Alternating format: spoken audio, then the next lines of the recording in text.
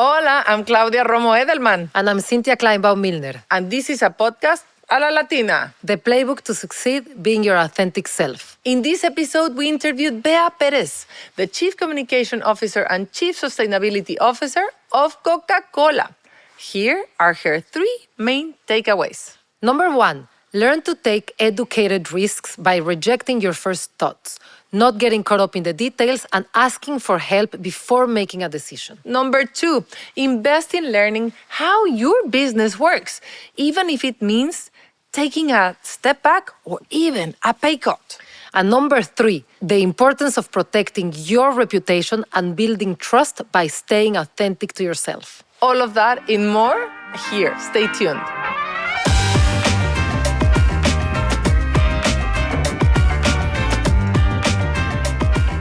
Hola, welcome to the podcast A la Latina. The Playbook to Succeed, Being Your Authentic Self. Today I'm excited. We have an incredible guest, Bea Perez. Get ready, I'm gonna make the introduction, and this is a long introduction from someone very accomplished.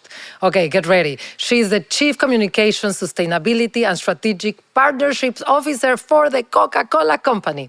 She leads commitments to global leadership in the areas of environmental, social, and governance, as well as global external and internal communications, global brand public relations, financial communications, and leadership communications. She also leads the strategic direction and business performance for the company's retail, licensing, and attractions portfolio of assets. She is the chair of the Coca-Cola Foundation. Yes, the company's global philanthropic arm. She's a member of the Board of Trustees of Children's Healthcare of Atlanta, the Hispanic Scholarship Fund, and the Coca-Cola Scholars Foundation. A public director of Prime America and W.W. Granger, Inc. Welcome, Bea. It's such a pleasure having you here. You're a true trailblazer, a role model, and an inspiration for everyone, including me. Thank you for Claudia. being here. Thank you, Claudia. Thank you, Cynthia. I love being here with both of you. So thank you so much. Absolutely. So, Bea, we want to start at the beginning. Can you tell us about how you grew up, the circumstances in which you were raised, and if you can trace any of your current working values to that or bringing that would be great for our audience. So I feel fortunate. I was raised by a very powerful Latina in her own right. Her name is Sylvia Rodriguez. My mother was someone who was 15 years old, had to leave her country and leave everything behind. She's from Cuba. And when she left, her family was split. And so she found herself in Spain and really had to, back then, no mobile phones, right? So she had to hitchhike and find her way to her family. And being a Latina, she was resourceful. Before she left Cuba, she took her jacket, ripped the lining, put jewelry in so she could sell pieces of jewelry around the way in order to be able to feed herself, get a place to sleep, and ultimately she found her family. And when she found them, she spent a couple years there in Spain, and that's where she met my father. They got married. They wanted to come to the United States because she was split from her mother, from her brothers, and they were in the United States. And so she really wanted to reconnect with the entire family. And so that's what she did. She said, I'm raising my daughters right here in the United States of America, and they're going to live the American dream. Mm-hmm. And so what I learned from her, because fast forward, she got a fellowship at the White House. She started a business. And so I learned a couple of things. I learned, first of all, never complain. My life will never be as hard as leaving your country at the age of 15 and having to find a family and rebuild and start over. But also the values of really respecting where people are coming from and getting to know people, not just on the surface, but really building good relationships where you understand the whole person and what they're about. And always being honest. She would say, when I left my country, there were only 2 things I had. I had my education, and I had my reputation, I had my word. If I told someone I was going to do something, then I had to deliver it because that was actually really important, because otherwise how would they trust me? And so I learned that from my mother, and I feel like at work that is really important as well. That's great. Shout out to her mom. Thank you. That's great. And to all of us. And who doesn't have a Latina mother that doesn't tell you, and probably we'll start doing that to our kids, do not complain, you don't know how hard I had it, and blah, blah, blah, like all of us, and the ability to have to compliment and complain at the same time, just like criticize, not complain, like compliment and That's right. That's right. But I do want to address this. I mean, like, how did you manage to stand out? Yeah, so through a lot of help and asking a lot of questions, but also going back to what my mother taught me, which is you also can't be afraid to fail. What do you have to lose, right? It can never be that bad. It's not like I have to leave my country if I fail. I might leave a job, right? Or the job might leave me, but I would learn something. And so for me, it was trying to understand who was I working with? Was I able to contribute and was I learning? And so for me, it was very interesting. I started at a very entry-level role and it was Hispanic marketing. And so I started in Hispanic marketing, then I got asked to go up through brand management. I hit a point. So wait, you're saying you started in Hispanic marketing? Yes, I worked for Lionel Sosa, so for Sosa. Yes. And so he had the Coca-Cola account. And then I don't know if you recall, his business was then bought and it became DMB&B. You had Ernest Bromley, Al Aguilar. And so I was really working for them on the Coca-Cola business when I first started. And then Coca-Cola recognized some of the work that I'd been doing and asked me to move into brand management. And so then I got into Coca-Cola and I was working with them as a partnership in Coke, now as a Coke employee. And I hit a certain level where my career was going up. I was about to be promoted to brand director and I was going. And someone stopped me. His name was Gary. He stopped me in a hallway. He was a top operator. And he said he'd been watching. He'd seen me in meetings. He said, I asked questions. He said, every now and then, I wasn't afraid to say what I thought about someone's plan, but everyone would look and be like, who are you? And he said he noticed that. So he came by. It was really my hallway cubicle. That's where I sat at the time. And he said, I want to take you to lunch. And he told me a story over lunch. He said, you know, companies can be like a merry-go-round. You can go around, you can go up and down on the carousel, have a fantastic career. Sometimes you're up, sometimes you're down. He said, or you could choose to operate the merry-go-round. He said, but that requires is you have to get off the horse, you have to have a point of view, and you have to do things that you're going to learn from. He said, and you won't always be popular. He said, and so there's some risk with that. Then he offered me a job, and I was really interested. It was in operations. I'd never done operations. I was like, operations? Coming from brand marketing to operations? Why would I want to do that? But it was because he said, you will never actually sit in the C-suite unless you learn the arithmetic of the business. Yeah. And so I actually went to talk to him some more. I found out that the job was actually 2 pay grades down because I couldn't start an operation even laterally because I didn't know it. So I actually had to look at the entry point in operations. And I remember the other thing he said to me. He said, you will learn, you will never look back. And he said, when you come out of operations, you're going to leapfrog most of your peers. And he was right. So I spent several years with him. I rotated through 2 different bottling companies. I worked in different geographies. I learned how the business works. When I came back in to run sports and entertainment marketing back in that area, because there was an opening, it was really interesting. That was actually 3 job grades up from where I had been. And he said, you need to go and interview for this. You're going to get it. The difference in the interview that I was told why I did get that job was because I could actually speak to the business benefits in taking our sports sponsorships or entertainment partners and actually driving growth in the business. I would have never done that if I didn't take that step back and actually do the learning that I had to do in operations. And now today, I'm very grateful because I can sit down and have conversations with our operators, with our CFO, and I can speak the language of the business. I know how to make the money in the business or how it works. I also know how to, focus on risk mitigation because I also understand what the operators are facing every day in the local context.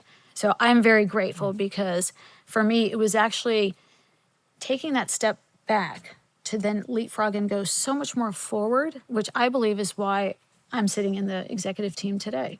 And I have to tell you, this is something that is not the first time we hear. And it is the first time in my life after so many years that I'm like even noticing or being conscious about like how important it is to be able to the merry-go-round, to be the operator of the merry-go-round and see like where do I want to be and take the risk of, we've heard lateral moves. This is the first time I hear even going backwards as a way to going and he forward. did cut my salary, just so you know. It did happen actually. The one thing that you're the first person that says, that makes this comment and I'm noticing it because I've worked in different industries, it's identifying where the business decisions are made and how the company makes money. For example, in retail, if you see who makes it to the CEO, it's the merchandisers. Yes. So you really understand how Walmart is run or any retailer if you go and become a buyer. And when I was doing research on you, I realized you know how the bottlers think. Yes, I do. Yes. I don't think you can ever like raise to the top at Coca-Cola if you don't have that insight. So Besides the step back, is where does the CEO come from? And if you want to really accelerate your career, make sure that you get some experience in that function. Okay, great. I could go deeper here, but let's go. Have so much ground to Okay. cover. You have been tasked with staying in the in the right place at the right time throughout your career in Coca-Cola, where you have been in the crucial strategic moments, from the digital transformation or the marketing functions, sustainability when it was not what it is today. Was that intentional? Was someone telling you what it just happened to be luck, or were you looking at 10 years from now what's going to happen? What's going to be It definitely important? was not intentional. And so I tend to think of my career in terms of a lattice. So most people talk ladder straight up, climb up, but you can also fall quickly back down, right? My career has been, well, I'm over here and then I go this way down the lattice to actually learn something, which then actually pulls me sometimes way up here. And then sometimes I kind of come back on the other side and go down a little bit and go lateral and go back up. And so, yes, my career makes no sense, right? I've been in Hispanic marketing, brand management, field operations, sports entertainment, digital marketing, sustainability, now communications, foundation, right? It doesn't all seem to fit together. However, what I was very fortunate is I had that Gary, my mentor, who actually, and he hated that word. He's like, I'm not your mentor. I just told you to take a demotion and I cut your pay and gave you this opportunity. But he was the one who would really push me and be truthful about what it takes to get to the CEO. You have to know operations. You have to know how the bottling system works. You have to know how our customers work. You have to understand the local context. And then it was interesting. He did something that is also unusual. He introduced me to the CFO at the time, another Gary, and he said, I've asked Gary to mentor you, to get you on the radar so you can meet more people. And I thought I had a pretty good network of people, but what I didn't realize is my network was more around me and sort of where I spent my time. My network was not going to be in the financial community or even in the C-suite at that point. And so what Gary did is he spent time taking me to lunches, and I thought in the beginning, what am I getting out of this? The guy's not telling me anything about the business. I'm going to all these lunches and I don't have time for lunches. I have work to do. And then it was interesting. It was at one of those lunches that actually led to other people having a plan for me that I didn't even realize. Our company was moving into sustainability. We'd already been doing the work for many years, but not formulated into the business. And so the current chairman and CEO at the time, Muhtar Kent, wanted to integrate sustainability to the business and put discipline. When he realized that I understood how to build strategic plans, that I actually understood how to talk to the bottlers where most of the work would be delivered, he called me for a meeting. And it was interesting. It was only because I had met him at one of these events, dinners or lunches. And I thought he was calling me about Coke Zero because I had also launched Coke Zero. So I come in with all my storyboards, the new ad campaign. I'm ready to have a different conversation. He looks at me like this. He said, what is all of that? I said, did you call me for Coke Zero? And he said, no. It's like, leave all that outside. Come sit down. And he said, well, what I'd like to do is ask you to be the first chief sustainability officer of the Coca-Cola company. And I started to laugh and I said, what? What even is that? I didn't really know what he meant. I said, we don't have one of those. And he said, no, we're going to create it. And he said, I've been watching your marketing. Everything you do is Diet Coke Heart Health, National Parks programs. He said, everything you do in marketing is about giving back. And he said, what I've realized is that the company needs to get smarter about our water use, packaging, how we think of women's empowerment. He said, you're the person who can build the plan. And he said, and you're going to hire really smart people who will know all the different areas. And then you're going to integrate this to the business. And he said, because you have credibility with the system. And that was sort of, my eyes got really big. And I said, this is pretty exciting. Now, very interesting too. This is another lesson within a lesson. He said, so are you in? And do you want anything to do this role? And of course, I fell into the trap that a lot of women fall into. I said, I'd be happy to have a great team. I want to make sure that we have budgets. I want to make sure that you can maybe make some introductions. I want to learn a little bit. And he kept looking at me. He said, anything else? And I said, no. He goes, do me a favor. He goes, walk outside, spend 10 minutes in the hallway, think about it, then come back in and tell me what you really, really want to do this job. I walked outside. I was like, I don't know what he wants. What is he telling me without telling me? And, his assistant, Michelle, at the time said, he's basically telling you to put your number down. Every guy who gets offered a job will ask for a bigger title and for more money. She goes, that's what Muhtar's trying to tell you without telling you. So I walked back in and I said, actually, to do this job, I want to make sure it is a chief sustainability officer, not just a VP. and I want to make sure I report to you, and I would like an increase in my salary. And then I was sweating. I was so nervous, because I'd never really asked for that before. And he said, done. And he looked at me and he said, do you want to give me your number or do you want me to give you your number? And I had negotiated sports sponsorships. And I said, no, you give me your number and we'll see if it makes sense. And then he laughed. He goes, okay, it'll be worth it. And he came back very fair. Made sure I had the chief title, made sure I had the seat at the table in the leadership meetings. And it was the first time I realized that actually part of his secret mission was he actually was the one who created 5 by 20, 5 million women by 2020. And that was what he wanted to do because he had a daughter. He wanted, she was a jewelry designer, actually has a little store here in New York, and she wanted to make sure that women like that could be successful in corporate America. So Muhtar had that as a mission. But it was interesting. He wasn't very public about that for a long time. But the moment I got into the role, it was really quite incredible. I saw so much support from him. And so what I found is that right place, right time, but you have to say yes, right? So I could have said no, and I could have gone back to my marketing role, and it would have been very nice and easy, would have had another, 10-year career at Coca-Cola at that time. But, this was new. I could have failed, right? It could have all fallen apart, or maybe the system might not have taken me seriously. I could have disappointed him. When he transitioned out and the new CEO came in, they could have abandoned the whole area. That's a choice. So what I realized is that while we're put in positions to have these opportunities, it's also up to us to say yes or no, and then to do something with those opportunities and to bring others with us. Absolutely. I love this story so much, and I hope you gave a finder's fee to the executive assistant who gave you that insight. And also, like Gary's on your life. Yeah, I hope that lots your of husband Garys. is not called Harry No, or he's Gary. Kenny. Yeah, exactly. May Because there's a- everyone get a Gary. Just on salary, I want to, before we move on, because I think that we also have consistently heard in the podcast how complicated or how unequipped we are to understand how the negotiation of salary is. It's almost like a dance that you don't know if you're dancing bachata or salsa or cha-cha-cha or what is it. Who starts? How do you do it? What is the right way to do it? How do you do it for yourself in the first senior position that you've been offered?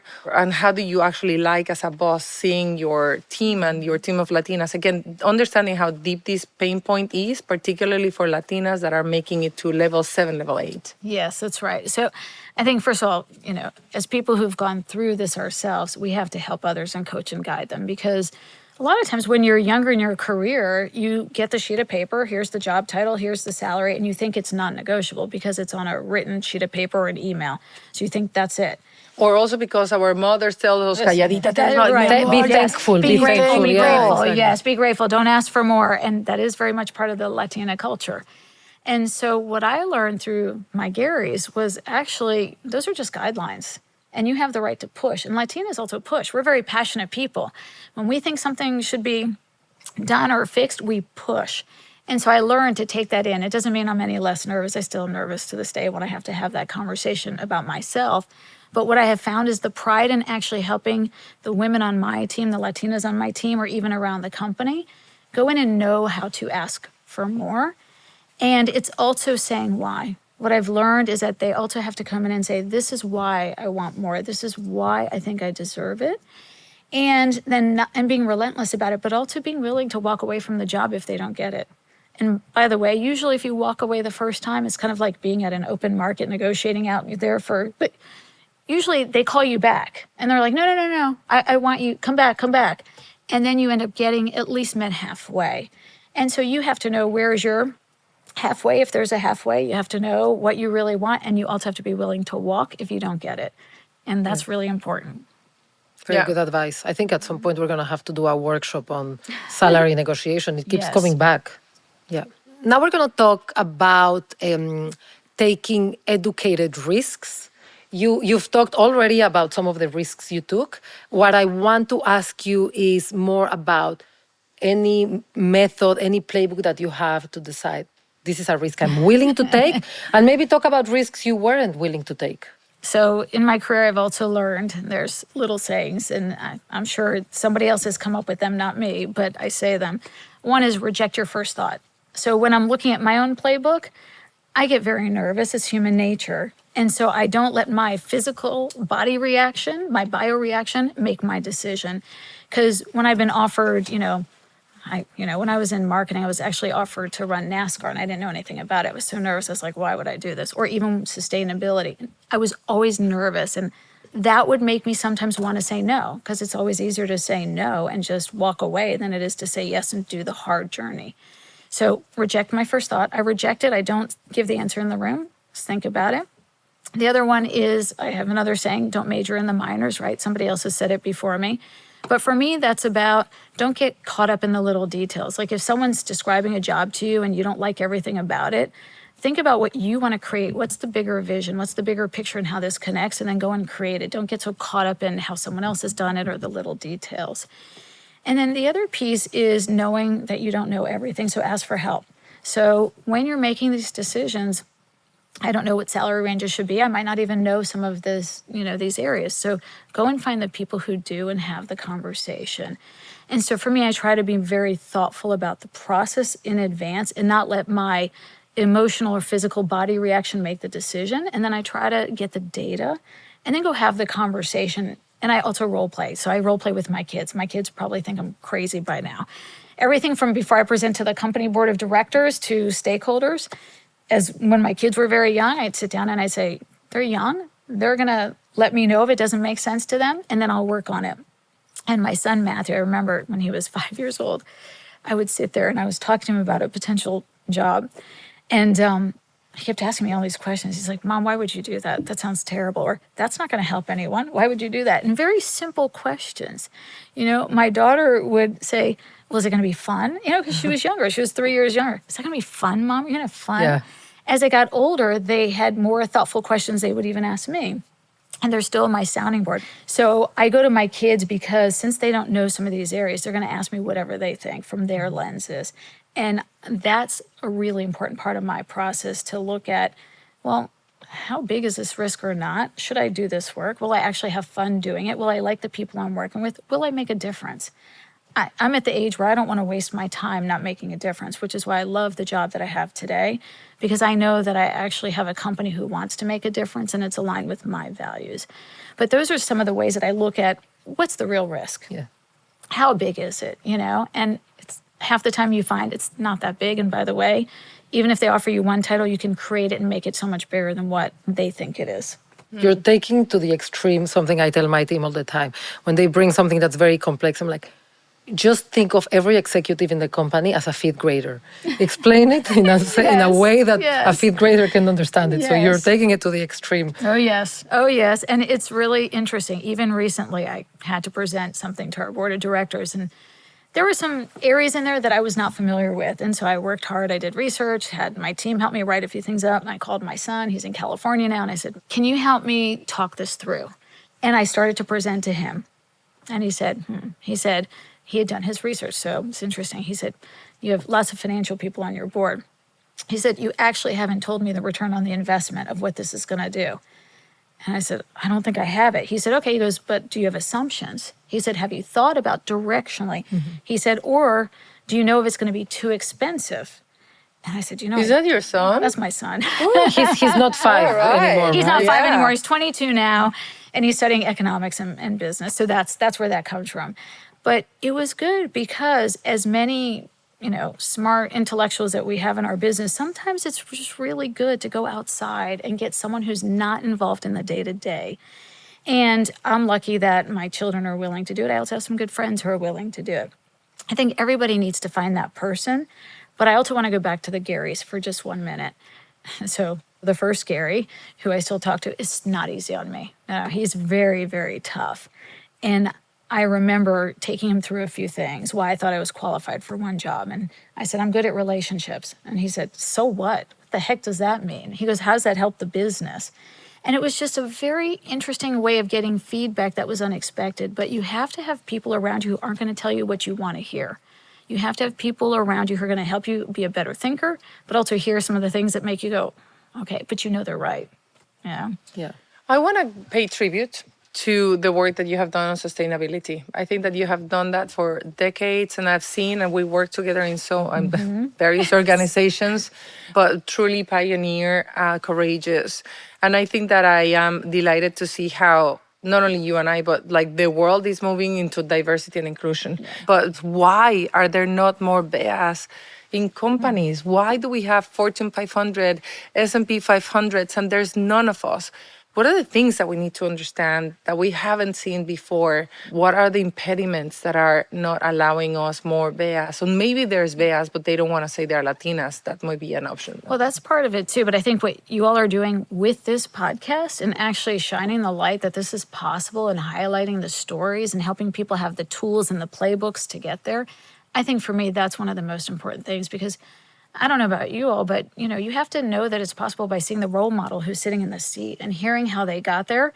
And I don't think anyone expects it to always be easy, but I think there's lots of, Bea's, Claudia, Cynthia, they're there. They're just moving sort of slowly through the organizations, and maybe they just need someone to help pull them out, take them to those lunches and dinners and get them introduced, show them the playbook, tell them how to negotiate the salary.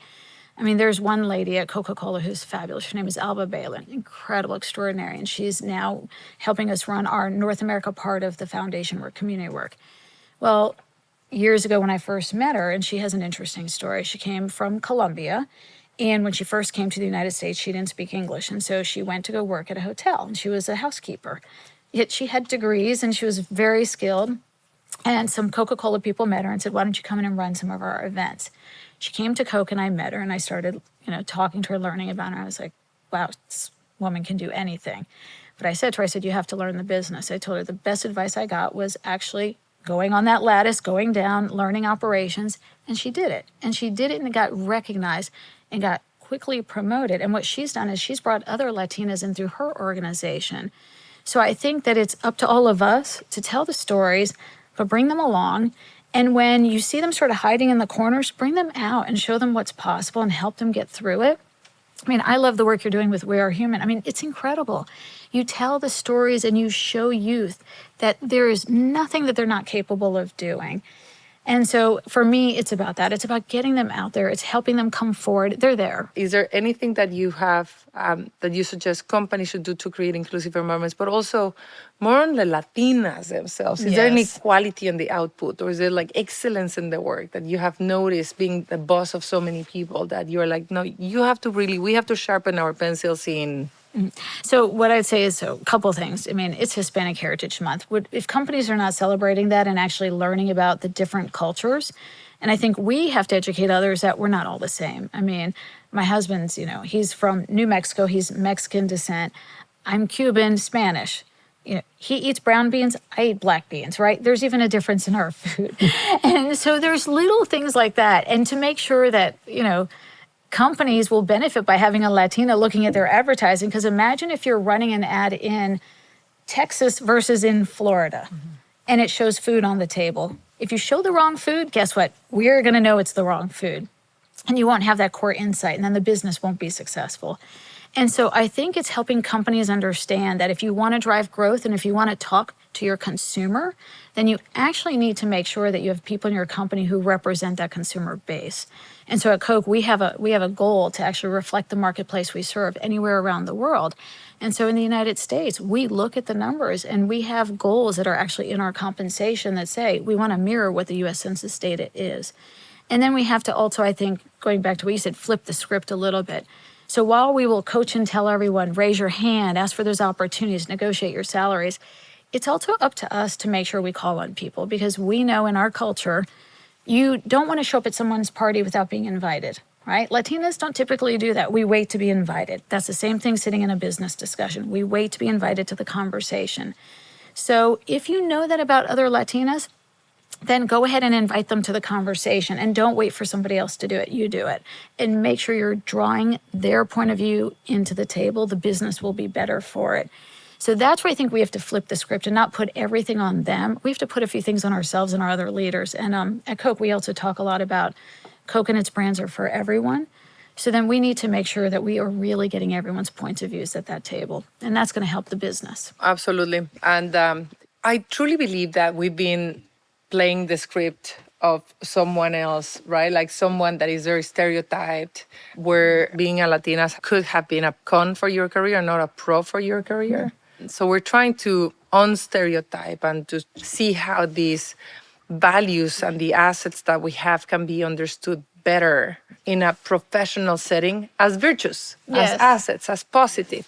So I think that as part of the interview, would love to know a little bit of those things that you have seen either in your career personally or with others that can be flipped as a positive in a corporate environment, particularly since you have been having so many different functions and manage so many different people all across. So Yeah, so I think as Latinas, we're very social, right? And so I think that, especially in a business where you're required to actually get to know customers and people, I think that's the piece that we need to really treasure and value, because while that's a stereotype, it's also true that we are more social than some of our other colleagues that are not Latinas. And so how do we make sure that maybe we're in the operational roles that are customer facing? We're the ones now representing the company and being the brand ambassadors. How do we leverage that power of the fact that Latinas are very good presenters, right? You know, we're out there, we're passionate, you know, we like people, and that's something that's really true to our culture. And so how do we actually make that be a part of the brand? But the other thing too is I'd say sometimes we actually just need to recognize that not everyone's going to get to where we are. So one example of that is I hug and kiss everybody, except for I realize that that doesn't always work, right? And it doesn't work in certain cultures. And so my first inclination is I go in, and then I watch every now and then in my business, a few folks go way back. They're like, what are you doing? And I was like, I was going to say hello. That's my way of saying hello. They're like, well, you don't know me. And then they reach out their hand to shake. And I'm like, oh my goodness, okay. And so I have to sort of catch myself, right? Because dialing down. yeah, dialing down, and also making sure that, you know, to be respectful of what they need and how they operate and what their culture is about, and being respectful. Because if I want them to respect my culture, I have to respect theirs. I have to respect their space. And so I think that it's also important for us to learn how other people operate and what they need, because I think it's fair to sort of play both sides. You know, if we really want to be embraced, we have to embrace others. Yeah, it's the idea of bringing your full self. It's like Yes. full self until you Yes. offend somebody, then it's... Yes. Okay, Davos, we want to yeah. talk a little bit about your involvement in Davos. How did you get invited? Can you tell us also about like your first experience? Yes. Okay. And I'm sure, Claudia, you have your own stories, I'm sure. Claudia's done a great job of bringing others into Davos. So my first invitation was when I became the Chief Sustainability Officer. But my first experience, what I will say is that it was not easy, because first of all, you want to wear your heels with your dress, but now you're wearing these really ugly boots and walking around in the ice and the snow. But while there were only a few women there that first year, what I found is that all the women sort of came together. There was a women's dinner, and it was fantastic because there were so few of us, we got to really know each other. And a lot of these women are the still same women who go, and now there's more, and it's grown. And now you can't even fit the women's dinner where it was the first year. It's quite spectacular. And now women are on the panels. You see 50% of the presenters are women. You have people like Claudia bringing other women in who maybe are not in the C-suite, but are emerging in the C-suite. And so for me, what I've seen is a huge change over this last 10, 12 years of Davos that I've been to. But the first year was really different from the one I went to last year, right? It continued to improve and change. And I think that took the organization to change it, but also it's because women have progressed into C-suites and we're more visible. And there were more female CEOs at one point. And so they were getting into the invitations as well. And that's the path I want to follow for Latinas. Yes. No women to more women, no Latinas to more Latinas. We're 9% of the population, but only 2% in senior positions. And you're probably one or two Latinas in the C-suite that comes to Davos. And so I think that I would love to hear, one, what do you think we need to do to get more Latinas to be able to get to the spaces where we're not, like the World Economic Forum, not only? And what would be the dream for you in terms of numbers for, like not only your company, but all across? And how long do you think it's going to take to us to get that number of 2% higher? Yeah, it's so progress can be made fast or slow depending on who participates, right? And so for us, it's going to be creating the environments that you two are creating. It's profiling women who are not just in the C-suite, but the up-and-comers. It's knowing that after all of us eventually retire, who's going to take our slots? What we don't want to do is get to the number and then we fall behind because we never built the future. And so I think it's really important for us to create the forums for the future, to also start to emerge, to show people that they are here, they are capable, they have the skills, they have the talent. give them a chance, put them on the interview slates, make sure they get to these jobs. And so I think really creating that, closing the gap of that void right now within the pipeline, because we need to push these women forward. And so even what you're doing at Davos or in other events at Cannes, you hold forums that are very interesting. You don't just invite the Latino community, you invite everyone. But what you do is you profile the Latinos, and you also, I've noticed, you profile the up-and-comers. And so you're very, very good at making sure that you are shining the spotlight on the people that you know are coming next in these industries. And I think that that's what this is also about in the work that you all are doing. We need more of this. We need you all to have more support. So whoever's out there as a brand listening, support them. I think it's going to be really important to scale this work that you're doing. It's going to help us get there and get to those numbers and over deliver. Do you know any beverage company interested in supporting us? I know Just a few. kidding. We'll talk later about that. Let's get a deeper dive into identity. I think that this is a good, onto being Latina. And we've noticed a couple of people taking off their masks in a faster pace than before. Have you had to dial down on your Latinidad? Was there any a time in which you wanted to not be Latina so that you can be, getting into the corporate ladder faster? So, I think there's always moments, right? And it wasn't about getting on the corporate ladder, but I remember a few moments when I was working in sports marketing and I was negotiating all the sponsorships for the company. And I looked in the room, and in the room, it was all men over the age of a certain age, all Caucasian. And I thought, are they going to take me seriously? It wasn't just because I was Latino. It was also because I was, a Latin woman. And I thought, are they going to take me seriously? I also was probably about 15 years younger than most of them. And that really concerned me as well, because I thought they're also going to think I'm too young to know what I'm doing. So what I did very quickly there, I had already been in the operational role. I went very quickly into, speaking like a man, right? Using a lot of male terms, trying to talk about only the numbers. And it was interesting. The more I was doing that, the more I was losing them. And I was just like, this meeting is not going well. And here I was the only Coke person in the room. I needed to walk out with a deal. And I was thinking, this is just going downhill. So one of the guys took a break. He goes, well, I need to go and get a snack. So we're going to take a break, 15 minutes. And then one of the other guys in the room actually came over to me and he said, what is wrong with you? Yes. Really? Yes. And I said, what do you mean? And he said, look, he goes, I'm on the other side. I don't care if we have a deal or not. And if we get a deal, it's going to be on our terms. However, he goes, you are just tanking. And he goes, it's like you're putting on a show. He goes, I don't know what show you're putting on. He said, but I've seen you in other forums. I've never seen you behave this way. And he said, why don't you actually tell us the real story here? Why don't you talk to us the way you normally talk? I was like, oh, I can do that. So we took a break, came back, and then I just became me again. And I talk with my hands. I sometimes stand up. So I make jokes every now and then. And I went quickly back into that because this guy almost gave me permission to be myself. And once I did that, we got a fair deal. I won't say I got everything. They didn't get everything. But we were laughing, and I still keep in touch with some of these people. I just had lunch with one of them this week here in New York. And we still laugh about that moment because they're like, you were just so serious. You were talking to us and they said, and we knew it was not you. And we're like, who is she, Yeah. So I have found that actually we have to be ourselves. We have to be the Latinas that we are. And even if you're not Latina, be yourself is the whole point of this story, which is you can't be someone you're not in a room because people will figure it out even if they don't know you. They knew something was wrong. They knew that I was acting out of character even if I barely knew these people. And so I think it's really important for when people are in a room with you to be yourself, even if you're not perfect. It doesn't matter. But 76% of Latinos pretend they're not in the corporate place. And we need to help them change that. We need to actually put the visibility around why that's not a good thing, because authenticity is actually more important than acting. Unless you're an actor, right? If you're an actor, go act, right? No, in corporations. Right? And in corporations, if you're not your authentic self, if you're not actually being who you are, people sniff that out and then they don't build trust. They think that, well, if she's lying to me in the room by pretending to be someone she's not, what else is she lying to me about? And so I think to have credibility, to have trust, we have to be ourselves. And if the other people don't accept ourselves, well, then that's their loss. Cut the cord, move on. Then why would you do business with them anyway? That's what the podcast is about. I sent you a text I got from a friend from business school who said, I love your podcast. I listened to the first episode. I'm so glad you are being your authentic self.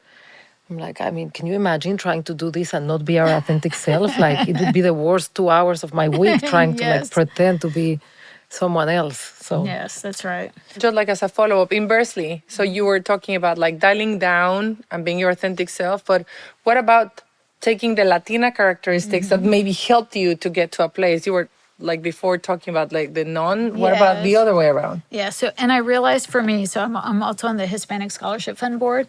When I talk to the students there, it's helping them know and see that it is okay to be yourself and dialing it out and actually showing that those relationship skills we talked about earlier really do matter, especially in customer facing or stakeholder facing roles. It's actually the celebration of food and meals, which is something Latinas love. It actually brings people together and you can actually build common bonds.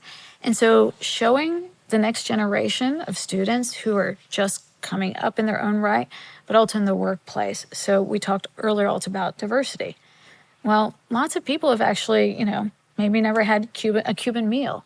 And so invite them to your home and actually dial it up and show them, I might be this, business person here, but also as a Latina, I like to cook and I like food and I like to have conversation over food. And to me, that's how I conduct some of my business.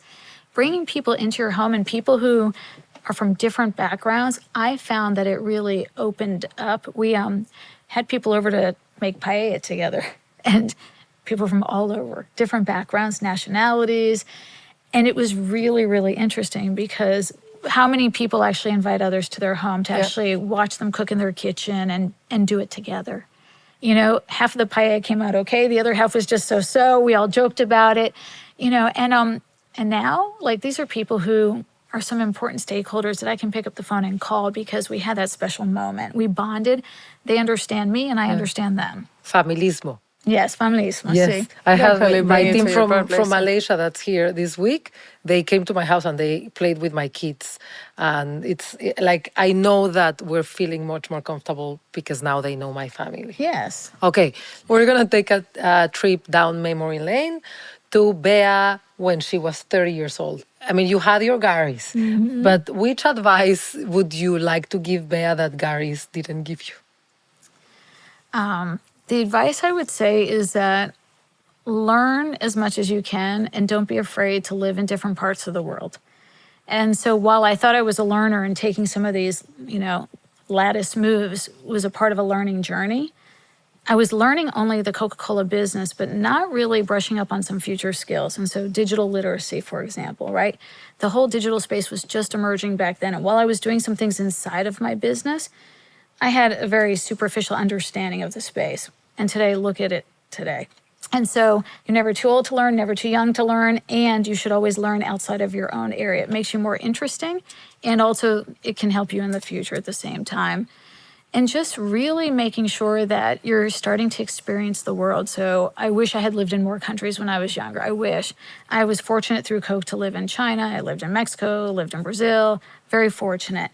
I wish I lived in 20 more countries. And so, I would say do as much as you can if you're in a company that gives you that opportunity. It's really eye-opening. And I would like to learn a bit more about your leadership style and just tell us, what is your leadership style? How has it changed? And is there anything that you're learning or adding to your, to your leadership style? Yeah. So when I first became a leader, I didn't understand the difference between management and leadership. So I thought leadership was still telling people what to do, right? That's sometimes management. You say, I need you to go execute this plan. And then you give someone a performance review if they did or didn't do what you needed them to do in the plan. And that's not leadership. Leadership is having, the inspirational leadership where people follow you because they want to, where they learn from you, where you're helping them grow and helping them become a leader and not a manager themselves. But it took me a long time to figure that out because I was so focused on delivering and I didn't really have anyone who was teaching me that difference that, sometimes I'd go home and I'd be like, I don't think I'm good at this. Like, I have a much larger team and I'm not good at this. And then I would get my feelings hurt. So because I used to have lunch with some of these people were my peers at one point. Now I was their leader and I'd see them still go out to lunch. I used to get invited to these lunches and now I wasn't invited. And I remember asking this lady, Emily, one day, I said, why don't I get invited to lunch? What did I do? And she said, you became the boss. That's why. She goes, it's not that we don't like you. She goes, we just talk about you over lunch. And she started laughing. And I said, is that good or bad? And she said, no. She said, B. She goes, it's great. But she said, there's now a layer, whether you feel it or not. She goes, I think you now feel it. But she said, you rate us. And I said, wow. And then I said, I have a lot to learn. That was a moment that gave me pause. It said, if my own team, who I knew and worked side by side with, doesn't feel comfortable inviting me to lunch now just because I'm their leader, what have I done wrong? And so I spent a lot of time talking to folks, trying to understand, and starting to, really change myself. And so I changed the way I asked questions in the room. I changed the way that I ran my meetings. I changed my routines. And it was really interesting. About 8 months after I started to change my own self, I got invited to one of the lunches, and it was almost as if I'd been invited the whole time. It just happened so naturally. And Emily knew what had sort of been going on behind the scenes since I had asked her, and I trusted her, and she kept my confidence. And she goes, you made yourself to us feel more relatable versus having that sort of feeling, that air around you that we couldn't talk to you because you were now the boss. She said, you changed. And she said, everyone talks now at lunch about how you've changed. Wow. And so that for me was really powerful because I realized that what got me to a certain level was not enough to actually really make me the leader that I aspired to be, and that I had to change myself and my own behaviors to make sure that I wasn't shutting down conversations, that I made people feel comfortable to talk to me, and that I was learning from my own teams versus thinking that I had to tell them all what to do. They knew what to do.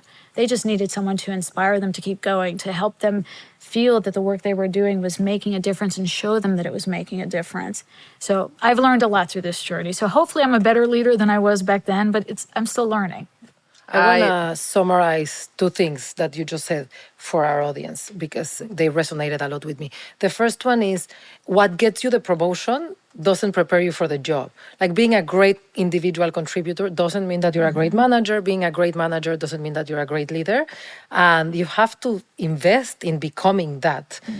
So that's one. And then the second one, it's about being a visionary. Women are not considered visionaries. Like there's a lot of research about how the way that we present, it's like we're shy about it. Like men are very comfortable like saying what their vision is, and we are more comfortable saying what the path to making that vision a reality is.